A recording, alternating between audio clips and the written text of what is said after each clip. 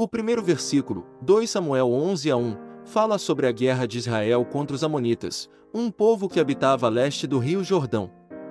Nessa guerra, o rei Davi cometeu um grave pecado ao se envolver com Batseba, a esposa de Urias, um dos seus soldados. Davi tentou encobrir seu adultério enviando Urias para a frente de batalha, onde ele foi morto. Por causa disso, Davi sofreu as consequências de seu ato e teve que enfrentar a rebelião de seu filho Absalão. O segundo versículo, 1 Macabeus 3:42-43, fala sobre a guerra de Israel contra os Seleucidas, um império que dominava a região da Síria e da Palestina. Nessa guerra, o rei Antíoco IV Epifânio tentou impor o helenismo aos judeus, proibindo-os de praticar sua religião e profanando o Templo de Jerusalém. Os judeus resistiram sob a liderança dos Macabeus, uma família de sacerdotes que iniciou uma revolta.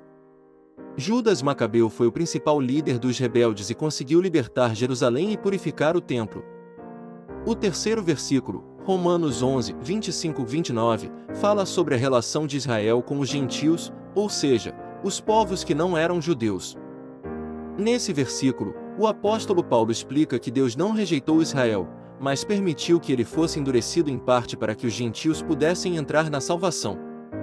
Paulo afirma que no final dos tempos, todo Israel será salvo, pois Deus cumprirá sua aliança com eles e removerá seus pecados.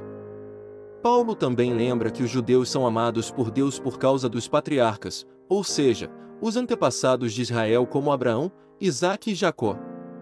A Bíblia não tem uma resposta simples sobre a guerra de Israel em 2023, pois depende de como se interpreta as profecias bíblicas sobre o papel de Israel nos últimos dias. Alguns evangélicos acreditam que Israel é o povo escolhido de Deus e que a sua restauração como nação é um sinal do fim dos tempos. Eles defendem Israel como uma forma de apoiar o plano divino e se opor aos inimigos de Deus. Outros evangélicos entendem que Israel não é mais o povo exclusivo de Deus e que a sua situação política atual não tem relação direta com as profecias bíblicas. Eles defendem a paz e a justiça para todos os povos envolvidos no conflito, sem tomar partido. A Bíblia mostra que Deus usou a guerra como um meio de julgar as nações pagãs que praticavam a idolatria, a violência e a opressão. Ele também permitiu que